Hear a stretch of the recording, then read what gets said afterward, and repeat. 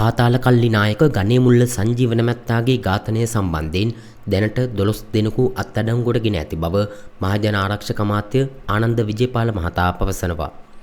අමාත්‍යවරයා සඳහන් කළේ එම වෙඩි තැබීමේ සිද්ධියට සම්බන්ධ වී දැනට අතුරුදන්ව සිටින ඉෂාරා සෙව්වන්දි නැමැත්තිය රටින් පැන ගොස් නැති බවයි. සැකකාරියන් අල්ලා ගැනීමට දුෂ්කර වන මෙවැනි විරල සිද්ධි එකක් දෙකක් ඇතිවිය හැකි බවද ආනන්ද විජේපාල මහතා එහිදී කියා සිටියා.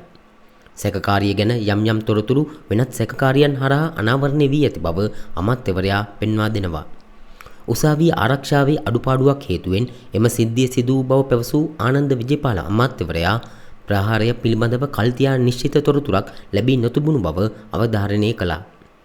ගණේමුල්ල සංජීව නැමැත්තාට ජීවිත තර්ජනයක් ඇති බවට තොරතුරු අනාවරණය වීමෙන් පසු ඔහුගේ ආරක්ෂක විධිවිධාන දැඩි කළ බවත් ඔහු බන්ධනාගාරයේ සිට උසාවියට රැගෙන යන අවස්ථාවේදී විශේෂ ආරක්ෂාවක් දුන්නේ ඒ නිසා බවත් අමාත්‍යවරයා වැඩිදුරටත් සඳහන් කළා.